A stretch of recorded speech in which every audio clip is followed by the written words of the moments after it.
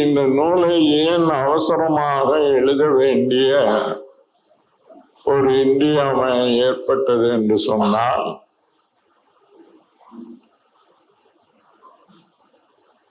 இந்தியாவின் அரசியல் சட்டம்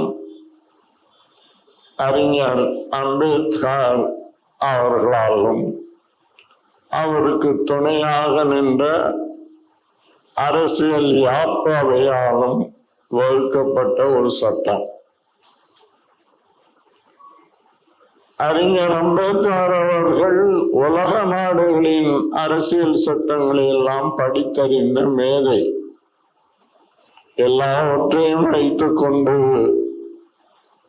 அதில் எது எது நல்லவை எது எது அல்லாதவை என்பதை பகுத்தறிந்து வகுத்து இந்த சட்டத்தை மிகுந்த முயற்சியின் பேரிலே உருவாக்கி அரசியல் நிர்ணய சபையிலே பல மாதங்கள் ஒவ்வொரு பிரிவாக விவாதித்து அதற்கு பின் வேண்ட திருத்தங்களை செய்து இந்த சட்டம் உருவாக்கப்பட்டது. அறிஞர் அம்பேத்கர் அவர்களே இந்த சட்டம் நிறைவேற்றிய பிறகு அரசியல் யாப்பாவையில் அவர் உரையாற்றுகிறார்.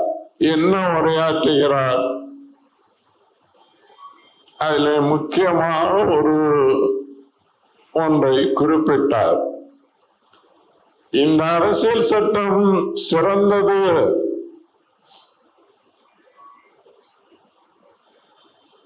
உலகத்தின் மற்ற நாடுகளின் அரசியல் சட்டங்களை விட இது ஒப்பு உயர்வற்றது என்றெல்லாம் இங்கு பேசிய அரசியல் யாப்பு உறுப்பினர்கள் சில பேர் குறிப்பிட்டார்கள். அவர்களுக்கு நன்றி. ஆனால் இந்த சட்டத்தை எதிர்காலத்தில் ஆட்சி பொறுப்பில் இருப்பவர்கள் நேர்மையாக நடக்காவிட்டால் இந்த சட்டம் ஒன்றுக்கும் உதவாத சட்டமாக போய்விடும் என்று அரசியல் சட்டத்தை வகுத்த அறிஞர் அம்பேத்கரே அரசியல் சபையில் சொன்னார். ஆனால் இவ்வளவு மோசமாக போய்விடுவார்கள் என்று அவர் கூட எதிர்பார்த்திருக்க மாட்டார். கவர்னர் பதவி என்பது வெள்ளைக்காரன்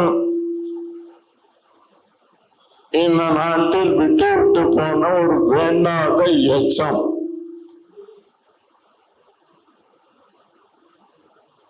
குடியரசு நாட்டிற்கு அது தேவையற்றது. அது வெள்ளைக்காரன் வகுத்த பதவி. குடியரசுத் தலைவர் தேர்தல் என்று சொன்னால் மக்களால் தேர்ந்தெடுக்கப்பட்ட நாடாளுமன்ற உறுப்பினர்கள், அதே போல மக்களால் தேர்ந்தெடுக்கப்பட்ட சட்டமன்ற உறுப்பினர்கள், இவர்கள் அத்தனை பேரும் வாக்காளர்களாக இருந்து குடியரசுத் தலைவரை தேர்ந்தெடுக்கிறார்கள். நாடாளுமன்ற மேலவை உறுப்பினர்களும் சட்டமன்றங்களில் மேலவை இருந்தால் மேலவை உறுப்பினர்களுக்கும் வாக்கு கிடையாது. ஏனென்றால் அவர்கள் மக்களால் தேர்ந்தெடுக்கப்பட்டவர்கள் அல்ல. எனவே அவர்கள் குடியரசுத் தலைவர் தேர்தலில் வாக்களிக்க முடியாது என்று அம்பேத்கர் அரசியல் சட்டத்தில் வகுத்து வைத்தார். அதே போல நமது நாட்டின் தலைமை அமைச்சர் மக்களால் தேர்ந்தெடுக்கப்பட்ட ஒரு கட்சி ஆளுங்கட்சி ஆகும்போது அந்த உறுப்பினர்கள் தேர்ந்தெடுத்த ஒரு தலைமை அமைச்சர், முதலமைச்சரும் அப்படி. ஆனால் ஆளுநர்கள் என்பவர்கள் குடியரசுத் தலைவரால் நியமிக்கப்படுகிறார்கள். எப்படி? மத்தியில் ஒன்றியத்தில் ஆளுங்கட்சி எதுவோ அந்த ஆளுங்கட்சி யாரை பரிந்துரை செய்கிறதோ அதை குடியரசுத் தலைவர் ஆளுநராக நியமிப்பார். ஆக இவர்கள் குடியரசுத் தலைவருக்கு கடமைப்பட்டவர்களை தவிர மக்களுக்கு கடமைப்பட்டவர்கள் அல்ல. இந்த வேறுபாட்டை நாம் புரிந்து கொள்ள வேண்டும். இதை பற்றியும் அரசியல் யாப்பாவையில் விவாதம் நடந்திருக்கிறது. அந்த விவாதத்தில் அறிஞர் அம்பேத்கர் அவர்கள் என்ன சொன்னார் என்று சொன்னால்,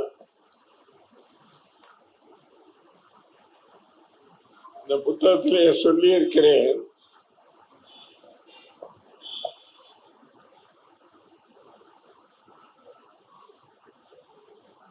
அவர்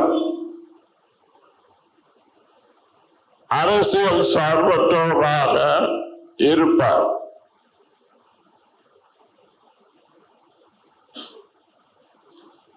முன்னாள் துணைவேந்தர்கள், முன்னாள் நீதிபதிகள்,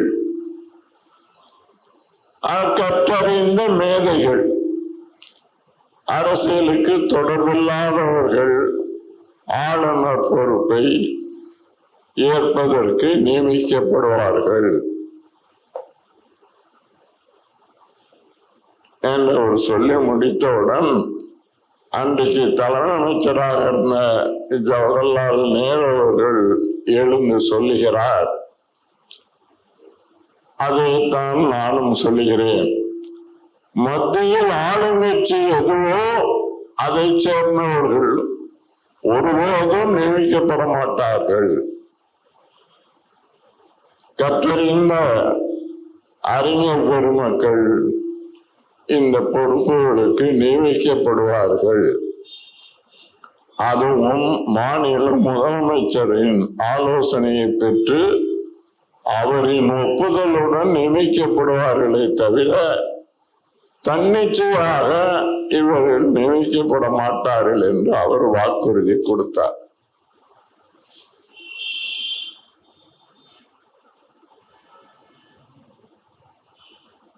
மற்றவற்றை எல்லாம் எனக்கு முன்னால் இந்த நூலை திறனாய்வு செய்து பேசிய தோழர்கள் சிவகாளிதாசன் அவர்களும் நாமும் தமிழ்மணி அவர்களும் நூலை வெளியிட்ட நிஜாமுதீன் அவர்களும் தலைமை வைத்த முத்தமிழ்மணி அவர்களும் விவரமாக இந்த சிறு நூலில் என்ன சொல்லப்பட்டிருக்கிறது என்பதை உங்களுக்கு சொல்லிவிட்டார்கள். அதையே திரும்ப சொல்ல நான் விரும்பவில்லை. வேறு சிலவற்றை உங்களுக்கு சொல்லலாம் என்று நினைக்கிறேன்.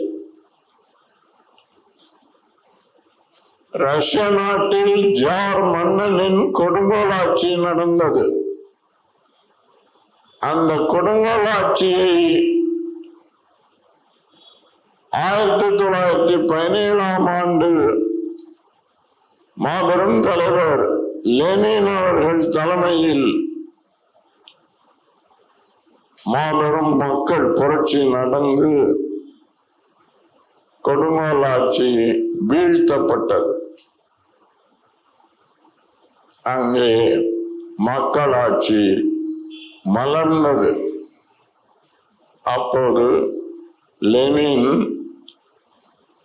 முக்கிய தலைவர்கள் கொண்ட ஒரு கூட்டத்தை கூட்டுகிறார்.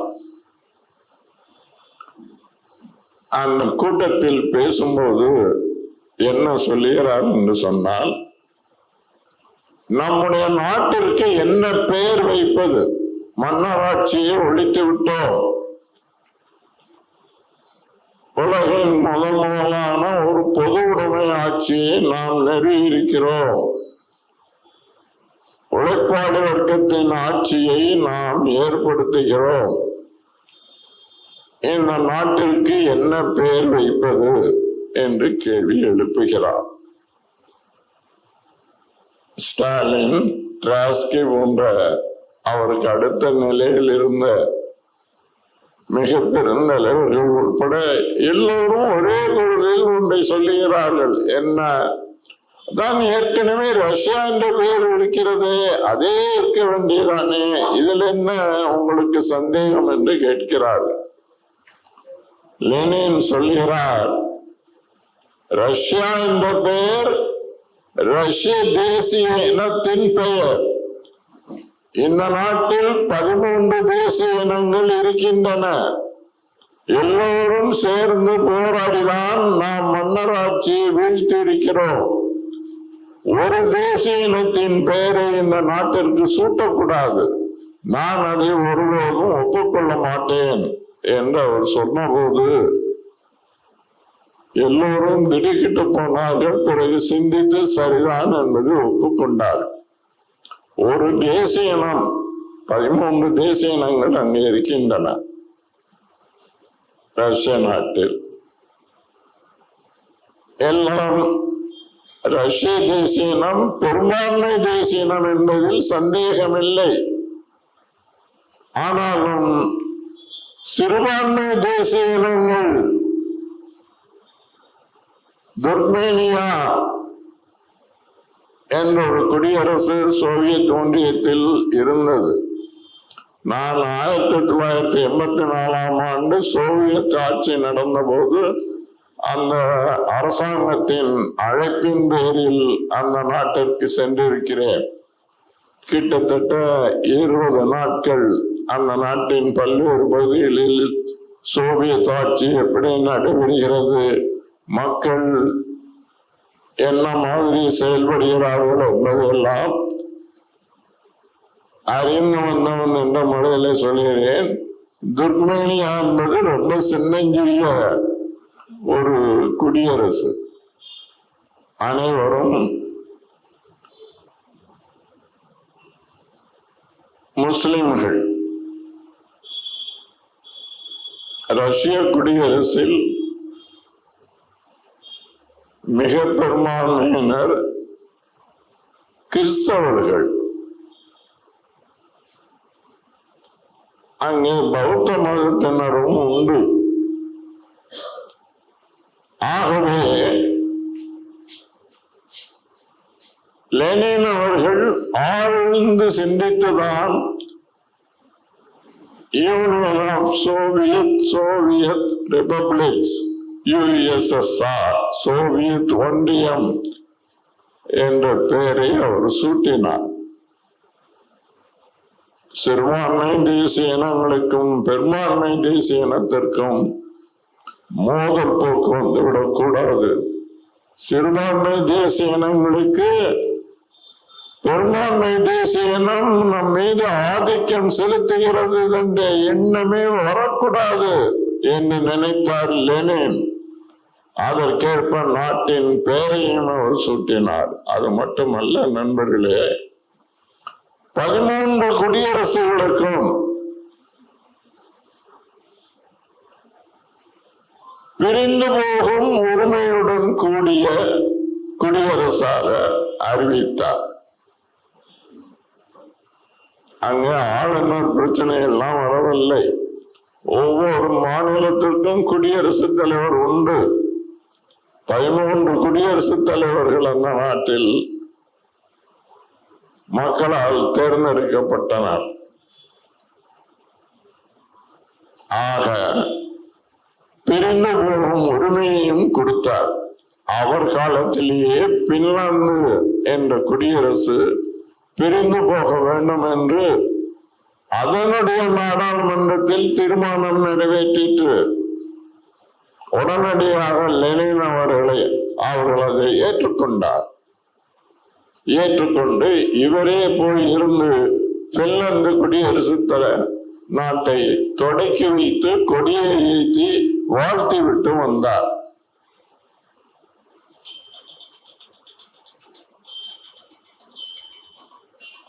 அது மட்டுமல்ல நண்பர்களே, அவர்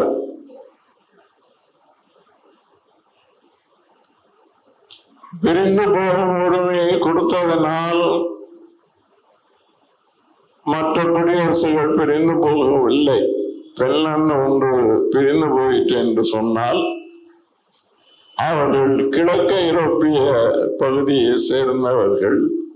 ஆகவே அவர்கள் பிரிந்து போனார்.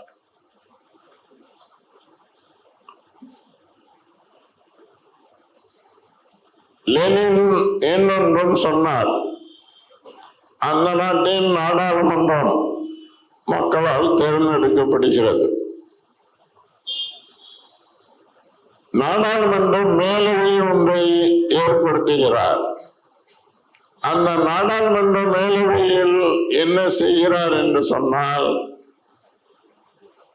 மிக பெரும்பான்மை மக்களை கொண்ட ரஷ்ய குடியரசுக்கும் 15 பிரதிநிதிகள், மிக சிறிய துர்க்மேனிய குடியரசுக்கும் 15 பிரதிநிதிகள், ஆக எல்லா குடியரசுகளுக்கும் 15 என்று சமமான அளவில் மேலவை உறுப்பினர்களை தேர்ந்தெடுத்து மேலவையை அமைத்தார். நாடாளுமன்றத்தில் ஒரு சட்டம் இயற்றினால் மட்டும் போதாது, மேலவையிலும் அந்த சட்டம் நிறைவேற்ற வேண்டுமானால் மற்ற தேசிய இனங்களின் தயவு தேவை. ஆக அப்படி ஒரு கட்டுப்பாட்டையும் லெனின் அவர்கள் ஏற்படுத்தினார்.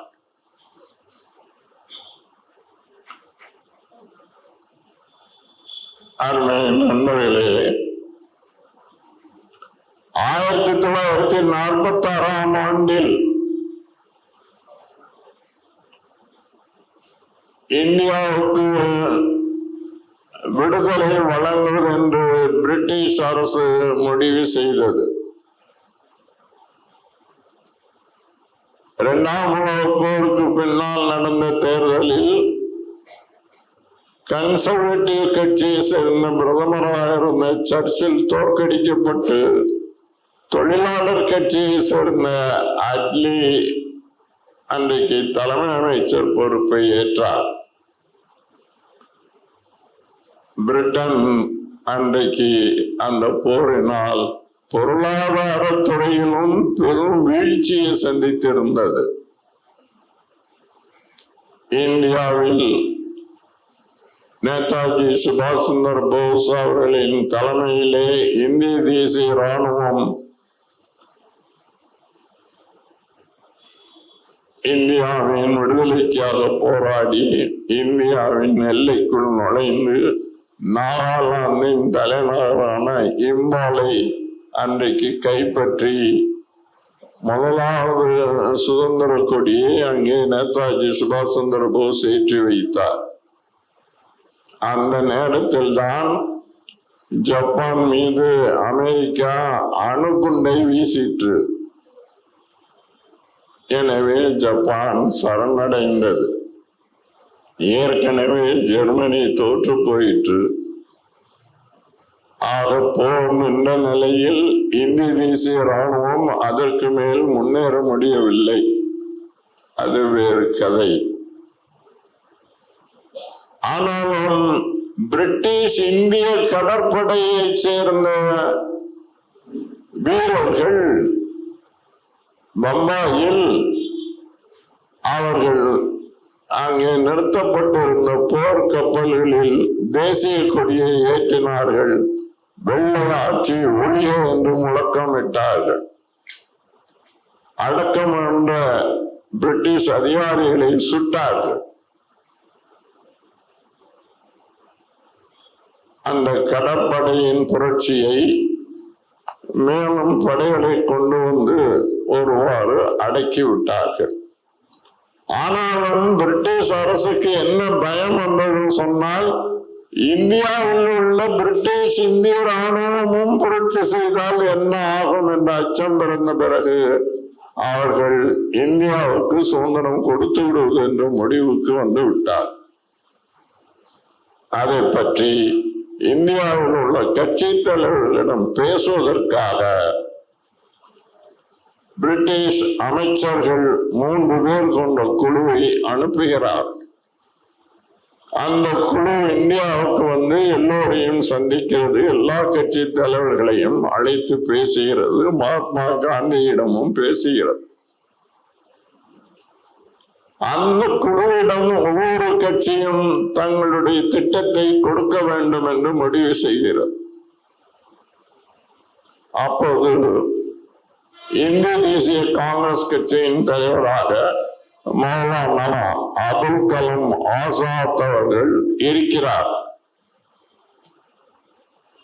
ஆசாத் அவர்கள் ஒரு திட்டத்தை உருவாக்குகிறார். என்ன திட்டம்? இந்தியா மொழிவழி மாநிலங்களாக பிரிக்கப்பட வேண்டும். அந்த மாநிலங்கள் சுய நிர்ணய உரிமை, அதாவது தன்னாட்சி உரிமை பெற்றவைகளாக திகழும். மத்தியில் 3 அல்லது 4 அதிகாரங்கள் மட்டும் இருக்கும். ஒன்றிய அரசுக்கு இராணுவம், அதே போல நாணயம் அச்சடித்தல், வெளிநாட்டு உறவு, செய்தி போக்குவரத்து. இந்த 4 அதிகாரத்தை தவிர வேறு அதிகாரம் ஒன்றிய அரசுக்கு கிடையாது. எல்லா அதிகாரங்களும் மாநிலங்களுக்கு கொடுக்கப்படும். ஒன்றிய அரசுக்கு வரி விதிக்கும் உரிமை கிடையாது. மாநிலங்கள் வரி விதித்து நிதியை திரட்டும். ஒன்றிய அரசின் செலவுக்கு மாநிலங்கள் கூட்டாக பணம் கொடுக்கும். இப்படி ஒரு திட்டத்தை மௌலானா அபுல் கலாம் ஆசாத் அவர்கள் கொடுத்தார். மகாத்மா காந்தியிடம் கொண்டு போய் அதை காட்டினார். காந்தியடிகள் மிக்க மகிழ்ச்சி அடைந்தார். இதுவரை யாராலும் தீர்வு காண முடியாத பிரச்சனைக்கு நீங்கள் தீர்வு கண்டு விட்டீர்கள் என்று ஆசாத்தை பாராட்டினார். மற்ற தலைவர்கள் எல்லாம் கூடினார்கள், பேசினார்கள். ஆசாத் திட்டம் காங்கிரசின் அதிகாரப்பூர்வமான திட்டம் என்று ஆசாத் கொண்டு போய் பிரிட்டிஷ் அமைச்சரவை தூதுக்குழுவிடம் கொடுத்தார். அன்றைக்கு ஒன்றுபட்ட இந்திய கம்யூனிஸ்ட் கட்சியின் பொதுச் செயலாளராக இருந்த PC ஜோஷி அவர்கள் லெனின் வகுத்த திட்டத்தையே அவர் வகுத்தார். இந்தியா மொழிவழி மாநில குடியரசுகளாக ஆக்கப்பட வேண்டும்.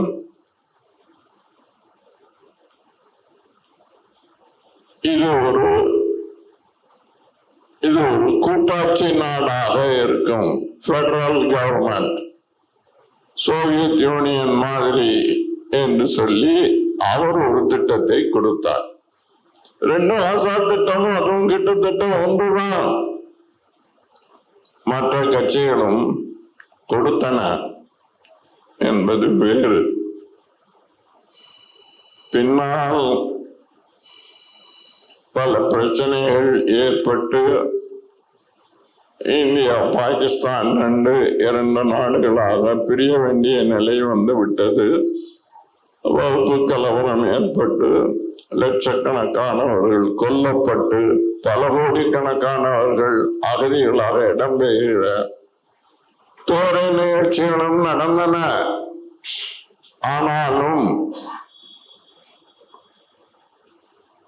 இன்றைக்கு இந்த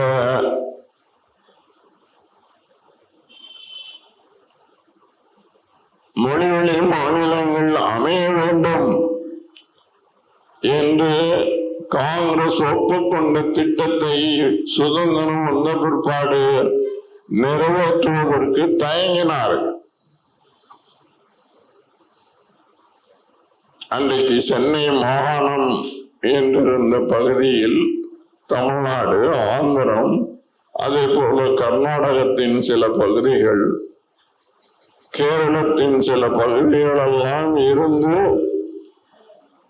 சென்னை மாகாணம், அதாவது சுருக்கமாக சொன்னால் ஹைதராபாத் சமஸ்தானம், மைசூர் சமஸ்தானம், திருவாங்கூர் சமஸ்தானம், கொச்சி சமஸ்தானம், இந்த 4 சமஸ்தானங்களை தவிர பாக்கி இருந்த தென்னிந்தியா சென்னை மாகாணமாக இருந்தது.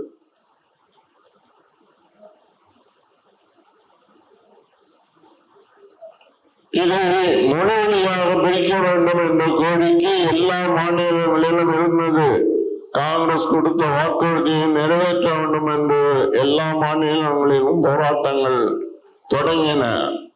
ஆனால் நேரு, வல்லபாய் பட்டேல் போன்ற பெருந்தலைவர்கள் மொழி வழியாக மாநிலங்களை இப்போது பிரிக்க வேண்டாம், நாடு இரண்டாக பிளவு பெற்றிருக்கிறது, இந்த கட்டத்தில் பிரித்தால் மேலும் பிளவு அதிகமாகும் என்று கருதி மறுத்தார்கள்.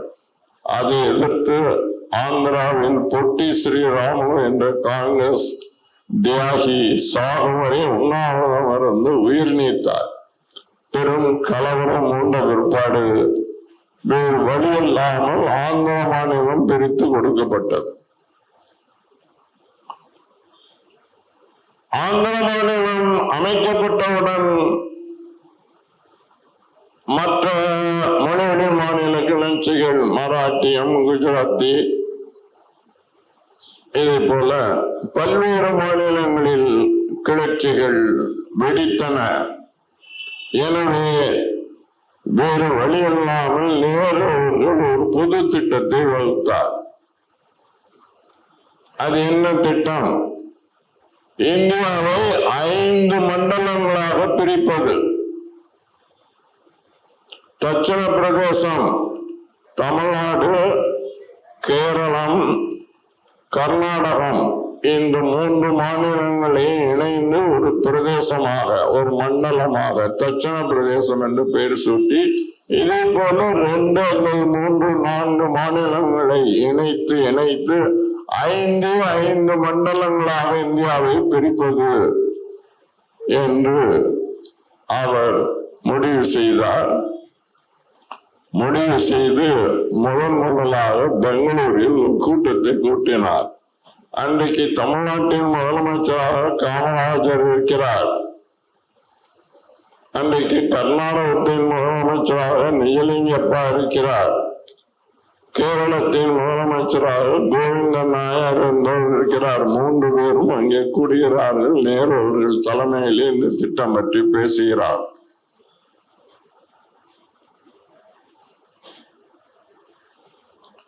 மற்ற 2 முதலமைச்சரும் ஒப்புக்கொள்கிறார்கள்.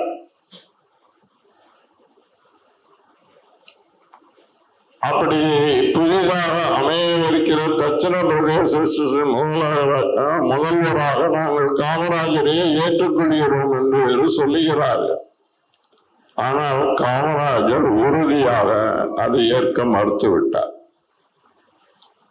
ஆம், மொழி வழியாக மாநிலங்களை பிரிக்க வேண்டும் என்பதுதான் காங்கிரஸ் திட்டம். 1920ஆம் ஆண்டில் காந்தி அடிகள் காங்கிரஸ் தலைமை பொறுப்பை ஏற்ற போது மொழி வழியாக பல்வேறு தேசிய இனங்கள் கூடி வாழ்கிற நாடு இந்தியா. எனவே அந்தந்த மொழி பேசுகிற தேசிய இனங்களுக்கு தனித்தனி மாநிலங்கள் அளிக்கப்பட வேண்டும் என்று காந்தியடிகள் சொல்லி, இந்தியா விடுதலை பெற்ற பிற்பாடு மொழி வழியாக மாநிலங்கள் பிரிக்கப்படும் என்ற வாக்குறுதியை அளித்து, அதற்கு முதற்படியாக காங்கிரஸ் கட்சியை மொழி வழியாக பிரிப்போம் என்று சொல்லி காங்கிரஸ் கட்சியை மொழி வழியாக பிரித்தார். அன்றைக்கு சென்னை மாகாண காங்கிரஸ் கமிட்டி என்று பிரித்ததை Tamil Nadu Congress committee, Andhra Congress committee, Karnataka Congress committee என்று இப்படி இந்தியாவுடைய மொழி வழியாக காங்கிரஸ் கட்சி பிரிக்கப்பட்டது. இதெல்லாம் வரலாற்று உண்மைகள். இதை மீறி நாம் செல்லக்கூடாது, மக்களிடம் கொடுத்த வாக்குறுதியை ஏற்க வேண்டும் என்று காமராஜர் சொன்னார். நேருவுக்கு இந்தியாவிலேயே இருந்த பல்வேறு மாநில முதலமைச்சர்களில் அவருடைய முழுமையான நம்பிக்கைக்குரியவரும் நெருங்கிய தோழரும் காமராஜர் தான். அவரை கடும் எதிர்ப்பு தெரிவித்த போது நேருவுக்கு என்ன செய்வதென்று தெரியவில்லை. அதே போலவே தமிழ்நாட்டில் அன்றைக்கு இருந்த தலைவர்கள் அத்தனை பேரும் ஒன்று சேர்ந்தார்கள். பெரியார் அவர்கள், ஜீவா அவர்கள், அண்ணா அவர்கள், மாப்போசி எல்லோரும் ஒன்று சேர்ந்தார்கள். தட்சிண பிரதேசத்திற்காக எதிர்ப்பு தெரிவிப்பதற்கு அனைத்து கட்சி குழு ஒன்றை அமைத்து அதற்கு தமிழர்கள் பி.டி. ராஜன் அவர்களை தலைவராக கொண்டு இத்தனை கட்சி தலைவர்களும் அன்றைக்கு ஒரு பொது வேலை நடத்துகிறார்கள். பெங்களூரில் நேரு தலைமையில் இந்த கூட்டம் நடக்கிற நாளில் தமிழ்நாடு பூராவும் ஸ்தம்பிக்கிறது. பொது வேலை நிறுத்தம் நடைபெறுகிறது. அதை சுட்டிக்காட்டி காமராஜர் சொல்கிறார், தமிழ்நாட்டு மக்கள் இதை ஒருபோதும் ஏற்றுக்கொள்ள மாட்டார்கள் என்று சொல்லுகிறார். அதற்கு பின்னால் வேறு வழி இல்லாமல் நேரு அந்த திட்டத்தை கைவிடுகிறார். அன்றைக்கு தமிழ்நாட்டில் இருந்த அனைத்து கட்சி தலைவர்களும் ஒன்று சேர்ந்து நின்று கடுமையான எதிர்ப்பு தெரிவித்த காரணத்தினால் 5 மண்டலங்களாக இந்த நாடு பிரிக்கிற திட்டத்தை நேரு கைவிட நேர்ந்தது. மொழி வழியாக மாநிலங்களை பிரித்து அமைக்க வேண்டிய அவசியம் ஏற்பட்டது. அன்றைக்கு தமிழ்நாட்டு தலைவர்கள் மட்டும் ஒன்றுபட்டு நின்று போராடினார்கள். அதை நாம் மனதில் கொள்ள வேண்டும். இன்றைக்கு தமிழ்நாட்டுக்குள்ள பிரச்சனைகள் எதுவாக இருந்தாலும், ஈழத்தமிழர் பிரச்சனையாக இருந்தாலும், காவிரி பிரச்சனையாக இருந்தாலும், பெரியார் அணை பிரச்சனையாக இருந்தாலும் நமக்குள் ஒற்றுமை இல்லை. ஆனால் நமக்கு தண்ணீர் கொடுக்க மாட்டோம் என்பதில் கர்நாடகத்தில் இருக்கிற எல்லா கட்சியும் ஒன்று சேர்ந்து கொண்டு கொடுக்க மாட்டேன் என்று சொல்லுகிறார். மேகதாது அணையை கட்டியே தீர்வோம் என்பதில் நாங்கள் காங்கிரஸ், பாஜக, கம்யூனிஸ்ட் கட்சிகள் இடையே வேறுபாடே கிடையாது. எல்லாரும் ஒன்றாக நிற்கிறார். பெரியார் அணை பிரச்சனையில் கேரளத்தில் காங்கிரஸ் கூட்டணியாக இருந்தாலும் கம்யூனிஸ்ட் கூட்டணியா இருந்தாலும் நமக்கு தண்ணீர் கொடுக்க மாட்டோம் என்பதில் ஒன்றாக இருக்கிறார். ஆனால் நம்முடைய தமிழ்நாட்டில் மட்டும் அந்த ஒற்றுமை வரமாட்டேன் என்கிறது. சேர சோழ பாண்டியர்கள் எப்படி ஒருவரை எதிர்த்து போராடி கொண்டே இருந்தார்களோ அது இன்னமும் நீடித்து தொலைக்கிறது. என்ன செய்வது? அருமை தோழர்களே, எதற்காக இதை நான் சொல்கிறேன் என்று சொன்னால், இன்றைய விடுதலை பெற்ற இந்தியாவில் பிறந்த இளைஞர்களுக்கு இந்த வரலாறு எல்லாம் தெரிய வேண்டும். வெள்ளை இந்தியா என்ற பெயரை யார் கொடுத்தது? வெள்ளைக்காரன் தானே கொடுத்தான். அதுவும் அது ஒரு பாரசீக சொல். சிந்துவெளி நாகரிகம் ஓங்கி இருந்த காலத்தில் சிந்துவெளி நாகரிகத்தை பற்றி பாரசீகத்துக்கு தெரியும். இன்றைக்கு ஈரான் என்று சொல்லுகிறவர் அந்த நாடுதான் பாரசீகமாக அந்த காலத்தில் இருந்தது. சிந்துவெளி நாகரிக மக்களுக்கும் பாரசீக மக்களுக்கும் வணிக தொடர்பு இருந்தது. ஆகவே அவர்கள் மொழியில் சிந்து என்று சொல்ல வராது, இந்து என்று சொன்னார்கள்.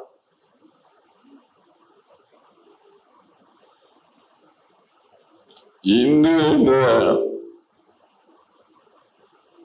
சமயமோ சொல்லோ பாரசீகங்கள் கொடுத்ததை தவிர இங்கே இருக்கக்கூடியவர்கள் சொன்னதல்ல. இந்து என்ற சொல் இன்றைக்கு அதை மிக பெருசாக இதோடு இந்து நாடு என்றெல்லாம் வர்ணிக்கிறார்களே, அவர்கள் படிக்கிற வேதங்களிலாவது இந்து என்று சொல் இருக்கிறதா?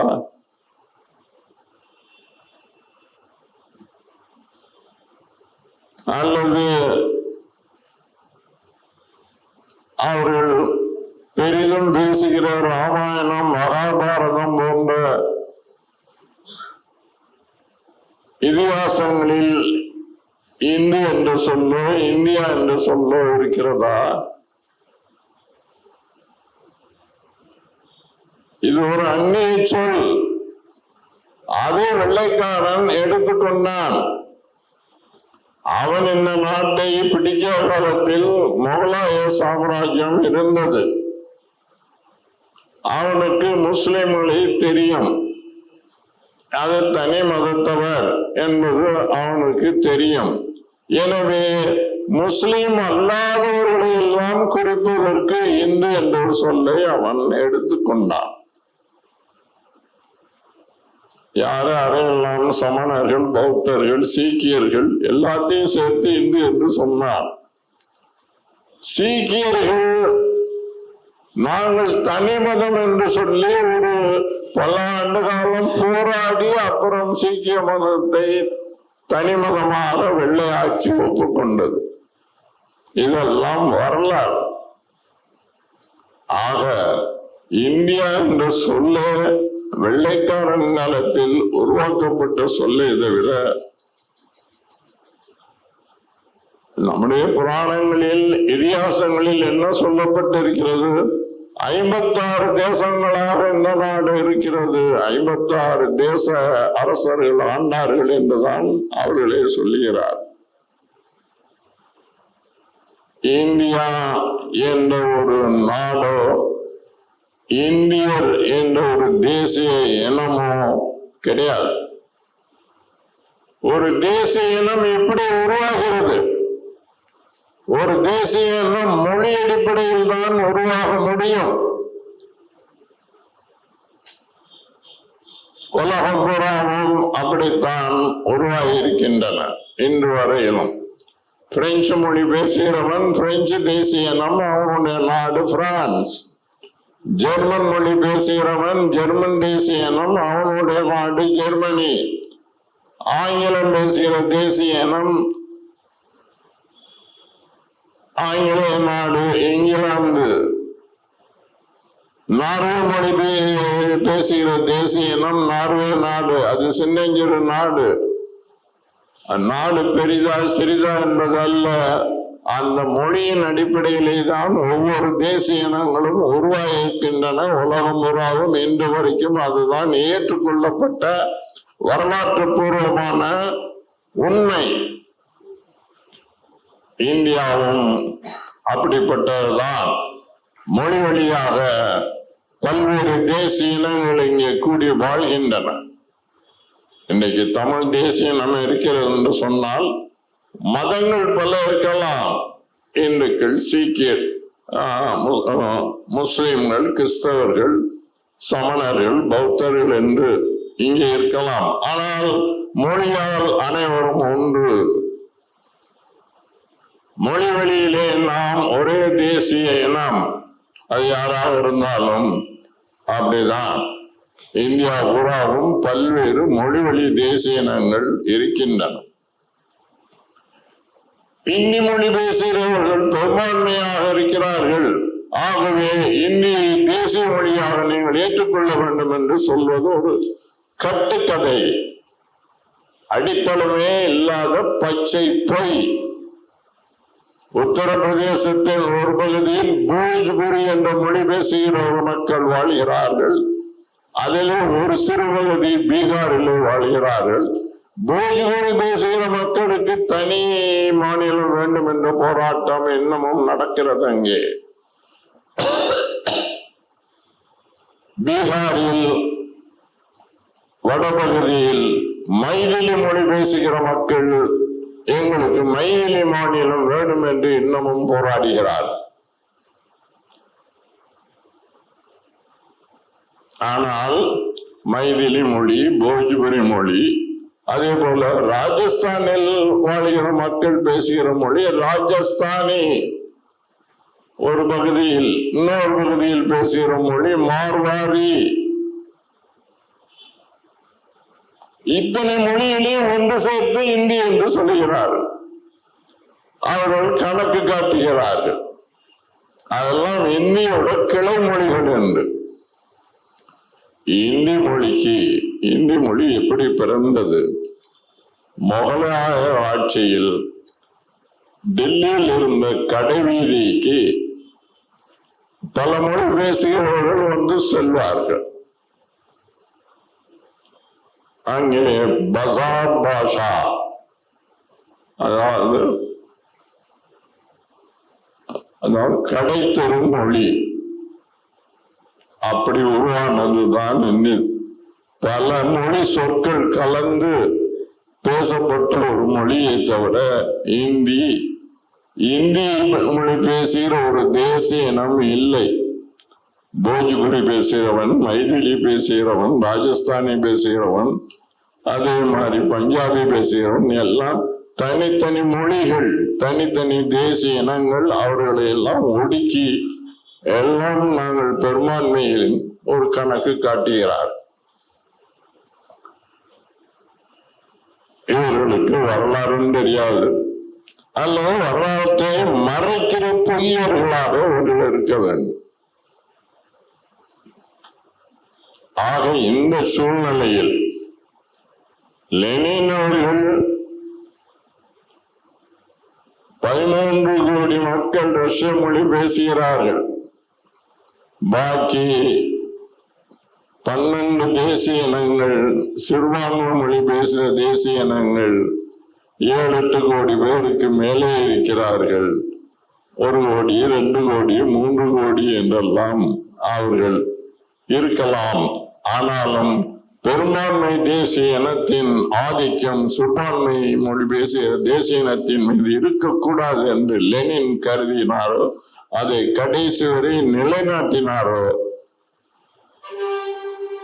அதை ஏற்றுக்கொண்ட காங்கிரஸ் கட்சியும் அதை ஏற்றுக்கொண்ட கம்யூனிஸ்ட் கட்சியும் இன்றைக்கு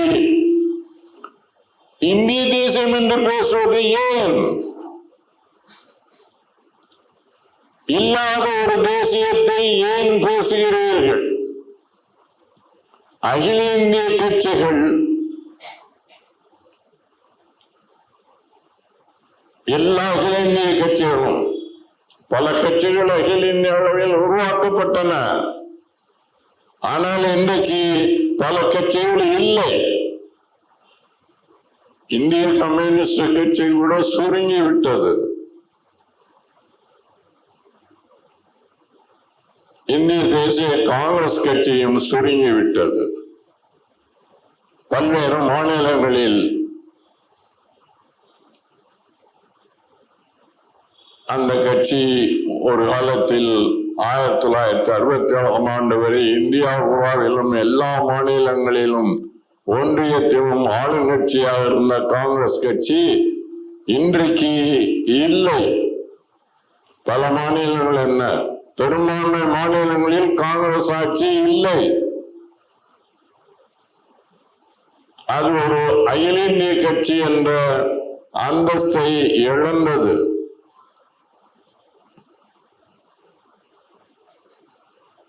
ஆயிரத்தி 1914 நடந்த நாடாளுமன்ற தேர்தலில் 50 இடங்கள் பெற்றால்தான் எதிர்கட்சி அந்தஸ்து கிடைக்கும் என்ற நிலையில் எதிர்கட்சி அந்தஸ்தே அந்த 2 பொது தேர்தலிலும் காங்கிரஸ் கட்சிக்கு கிடைக்கவில்லை. இப்போது நடந்த நாடாளுமன்ற தேர்தலில் தான் அவர்கள் மாநில கட்சிகளுடன் கூட்டு சேர்ந்து 100 இடத்துக்கு வந்திருக்கிறார். ஒன்று தெளிவாக தெரிகிறது, பல்வேறு மாநிலங்களில் மாநில கட்சிகள் ஆட்சிக்கு வந்துவிட்டன. எந்த அகில இந்திய கட்சியாக இருந்தாலும் மாநில கட்சிகளின் தயவு இல்லாமல் அவர்கள் இந்திய ஆட்சியை பிடிக்க முடியாது என்பதற்கு இன்றைக்கு மோடியின் ஆட்சியே ஒரு சாட்சி. ஆந்திராவில் சந்திரபாபு நாயுடுவும், அதே போல பீகாரில் ஐக்கிய ஜனதா தளத்தைச் சேர்ந்த நிதிஷ்குமாரும் ஆதரவு கொடுக்காவிட்டால் மோடிக்கு பெரும்பான்மை நாடாளுமன்றத்தில் கிடையாது.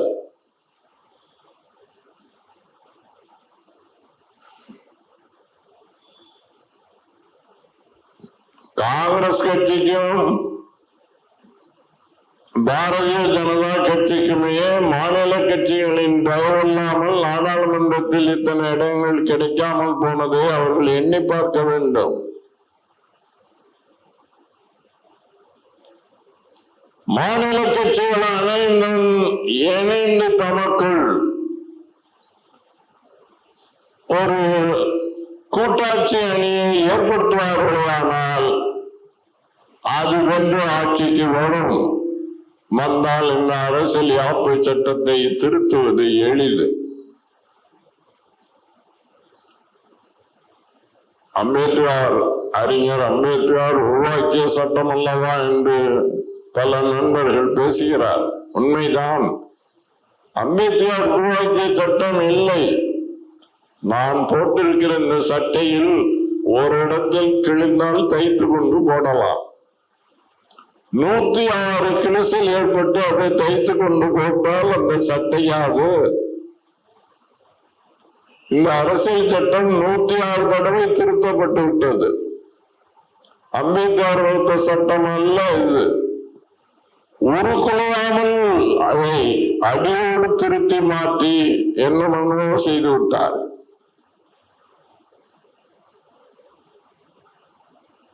இந்த சட்டம் உருப்படியாகாத ஒரு சட்டம். இது ஒருபோதும் மக்களுக்கு, மொழிவழி தேசிய இன மக்களுக்கு நன்மை செய்யாத சட்டம். இந்த சட்டத்தை அடியோடு தூக்கி எறிந்துவிட்டு புதிய அரசியல் யாப்பு அவையை அமைத்து இந்தியாவில் உள்ள சகல மொழிவழி தேசிய இன மக்களுக்கும் தன்னாட்சி உரிமை அளிக்கக்கூடிய ஒரு சட்டத்தை உருவாக்கி தீர வேண்டும்.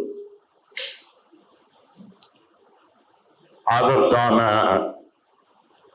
காலம் கனிந்து வருகிறது என்பதை எடுத்து காட்டுவதற்காகத்தான் இந்த சிறு நூலை எழுதினேன். நாகநாடு, மிசோரம், திரிபுரி, உத்தரகாண்டம் இதை போன்ற சின்னஞ்சிறு மாநிலங்கள் இந்தியாவில் இருக்கின்றன. அவைகளும் பல கோடி மக்களை கொண்ட மாநிலங்களும் சமம்தான். நாகாலாந்து மக்கள் ஒரு தனி தேசிய இனம் என்று ஆயுதம் தாங்கிய போராட்டத்தை நடத்துகிறார்கள். மிசோரம் மக்கள் 90 லட்சம் பேர் மலைசாதியினர், அவர்களும் ஆயுதம் தாங்கிய போராட்டத்தை நடத்தி எங்களுக்கு தனி நாடு வேண்டும் என்று கேட்கிறார்கள்.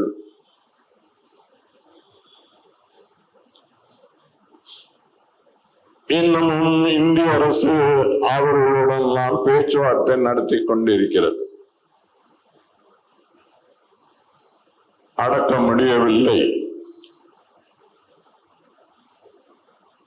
நம்முடைய அரசு சட்டத்தின் ஒரு பகுதியை நம்முடைய நண்பர் தமிழ்மணி சுட்டி காட்டினார்.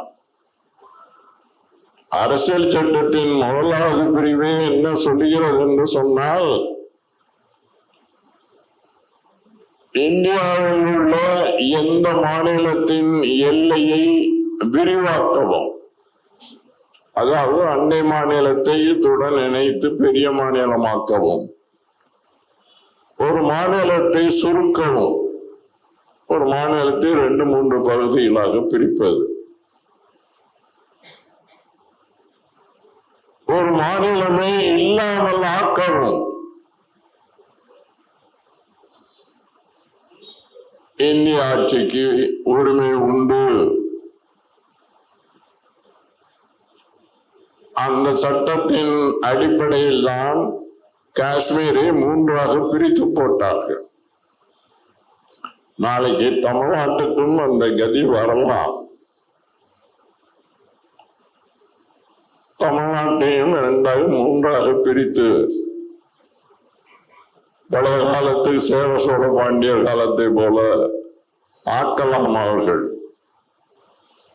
எந்த மாநிலமும் இதிலிருந்து தப்ப முடியாது. இந்த பிரிவை அம்பேத்கர் அவர்கள் வைத்ததின் நோக்கம் வேறு. எதிர்காலத்தில் இந்தியா மொழி மாநிலங்களாக பிரிக்கப்பட வேண்டும். அந்த நோக்கத்தில் சென்னை மாகாணம், பம்பாய் மாகாணம், வங்காள மாகாணம் என்றெல்லாம் இருந்ததை மொழி வழியாக பிரிப்பதற்கு வசதியாக இந்த பிரிவை ஏற்படுத்தினால் இன்றைக்கு அதை தங்களின் தீய நோக்கத்திற்கு பயன்படுத்துகிறார்கள். இந்த உண்மைகள் மக்களுக்கு எடுத்து சொல்லப்பட வேண்டும். குறிப்பாக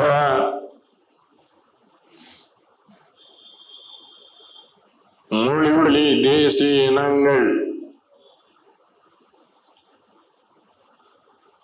என்ற அடிப்படையில் மாநிலங்களை பிரித்த பிற்பாடு அதற்குரிய அதிகாரத்தை கொடுக்க வேண்டுமா வேண்டாமா? ஒரு தந்தை இருக்கிறார், அவருடைய மகன்களை எல்லாம் கூப்பிட்டு வைத்து பேசுகிறார். நான் உங்களுக்கு சில சொத்துக்களை எல்லாம் உங்கள் பேருக்கு தருகிறேன், இந்த நிலம் உனக்கு, அந்த வீடு உனக்கு, அது உனக்கு, இது உனக்கு என்று எல்லாம் சொல்லிவிட்டார். ஆனால் பணப்பெட்டியின் சாவியை மட்டும் அவரே வைத்துக் கொண்டால் சொத்து கொடுத்தால் என்ன, கொடுக்காவிட்டால் என்ன? அந்த நிலத்திலிருந்தோ வீட்டில் இருந்தோ வருகிற வருமானம் எல்லாம் அவரிடம் போகும். பணப்பெட்டியில் பூட்டி வைத்துக் கொள்வார். பிள்ளைகள் அவரிடம் கையேந்தி நிற்க வேண்டும். அது மாதிரிதானே மாநிலங்கள் இன்றைக்கு கையேந்தி நிற்கின்றன டெல்லியை நோக்கி. மொழியாக மாநிலங்களை பிரித்து கொடுத்து விட்டால் அதிகாரங்களையும் கொடுக்க வேண்டியதானே?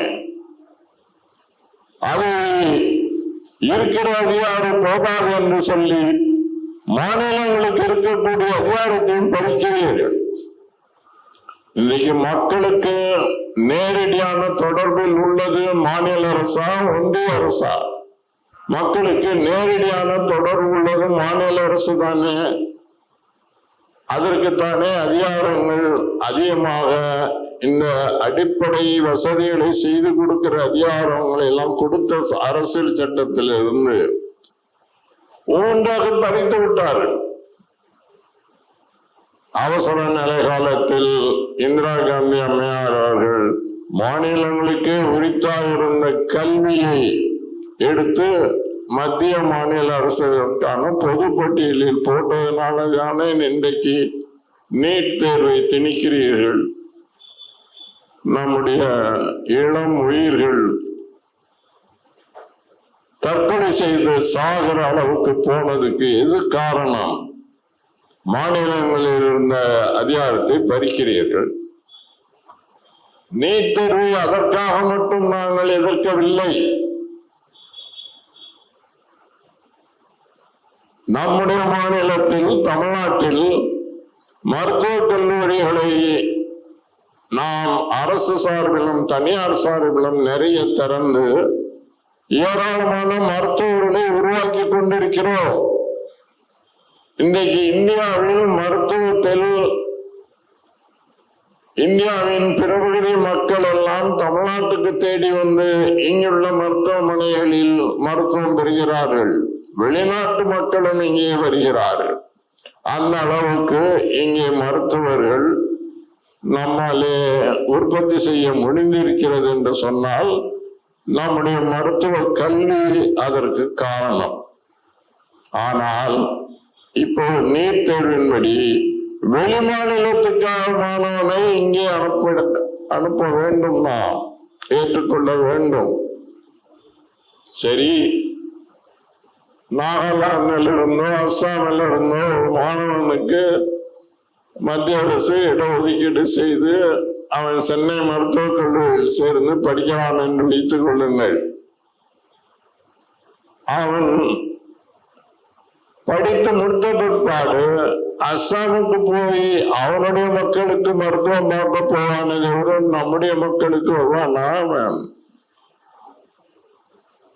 ஆக நாளுக்கு நாள் நமக்கு தேவையான மருத்துவர்கள் தொகை குறைந்து கொண்டே போகும். நாம் நம்முடைய வரிப்பணத்தில்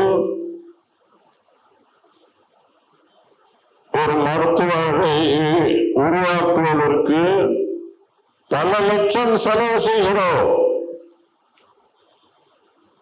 அப்படி செலவு செய்த பிற்பாடு உருவான மருத்துவர்கள் இன்றைக்கு தமிழ்நாட்டு மக்களில் கிராமங்களில் கூட இன்றைக்கு மக்களுக்கு தொண்டாற்றுகிற நிலையை ஏற்படுத்தி இருக்கிறோம்.